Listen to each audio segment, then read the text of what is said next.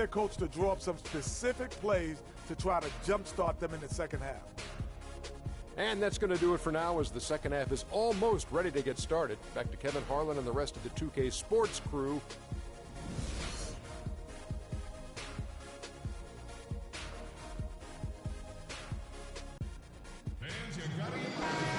Now the second half about to start up and begin any moment.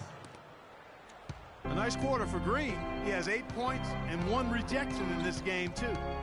It wasn't a good one, really. One of their highlights of the game defensively. J.R. Smith and LeBron at the 2 and 3. Kevin Love out there with Tristan Thompson. And it's Irving at the point guard. That's the 5 for Cleveland right now. Smith outside. Smith missing again. And not a night he's going to want to remember, just not really able to score the basketball. Usually if he gets to the rim, he's converting it into points. But the defense stood tall there. And really deep through that time. James has got the first points of the third quarter up on the board for the Cavs.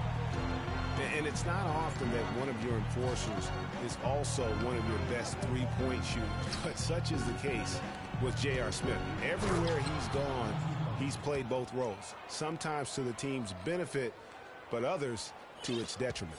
And very little fight put up by the defense as he made his way to the bucket for the jam. They did seem to take the cautious approach, Greg, when it came to defending that one. You're right.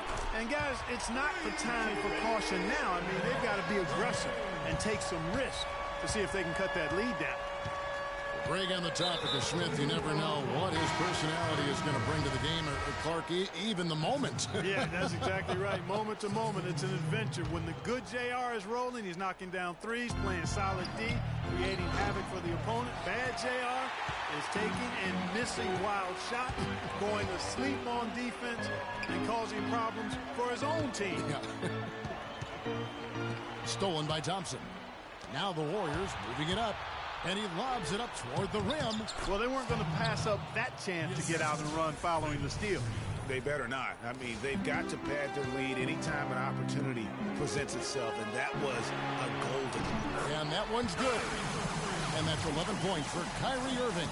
Really good job of creating just enough space to let that one fly. On the wing, Green.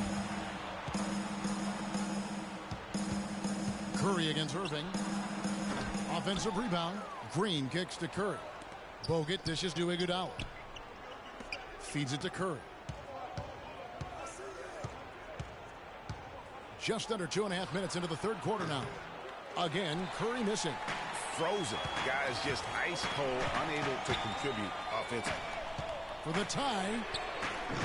Green with the rebound. And he's really having all sorts of problems with his jumper right now. Yeah, big time. I mean, the words that come to mind, ice and cold and disappearing stroke, all would apply. Matthew Dellavedova has checked in for Irving. And then for Golden State, Barnes comes in for Draymond Green. And it's Livingston in for Steph Curry. A little over 2.5 minutes off the clock in this final half of play. Foul call that time on the way up. That'll give him 2 chances at the free throw line here. A nice bounce back here for Harrison Barnes, Clark, in year 3. Moved into the starting lineup last year and really responded. Yeah, he did. I think he benefited from the new system. He was miscast as an isolation scorer, but when he can spot up for threes and catch the ball on the move, that's his game.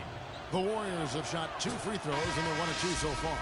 And it's been an average year, really, at the free throw line for this group, only around 75%.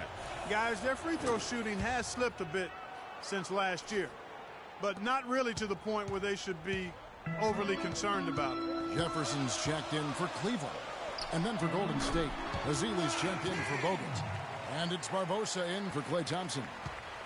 I'll tell you what, Harrison Barnes, very athletic. He certainly passes the eye test. And with his size, he can punish smaller wings and create mismatches. And then also he can play some small ball power forward at times as well with the way they like to space the floor.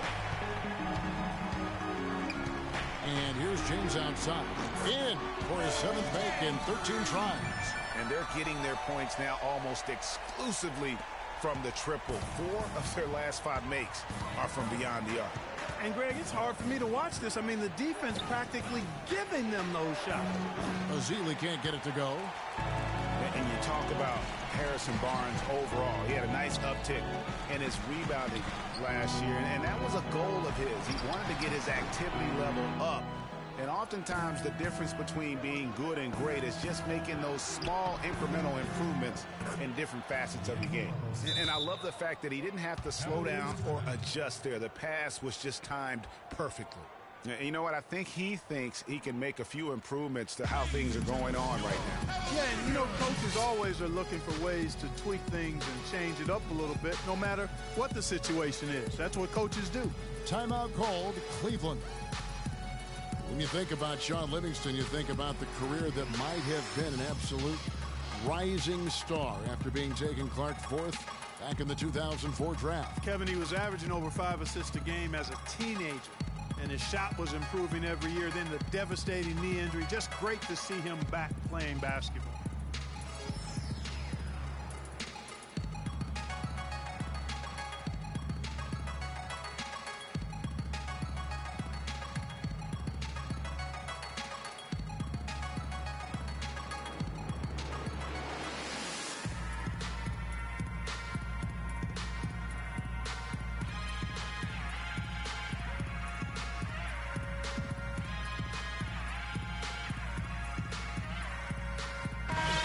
Cavaliers making a switch here. Shumpert's checked in.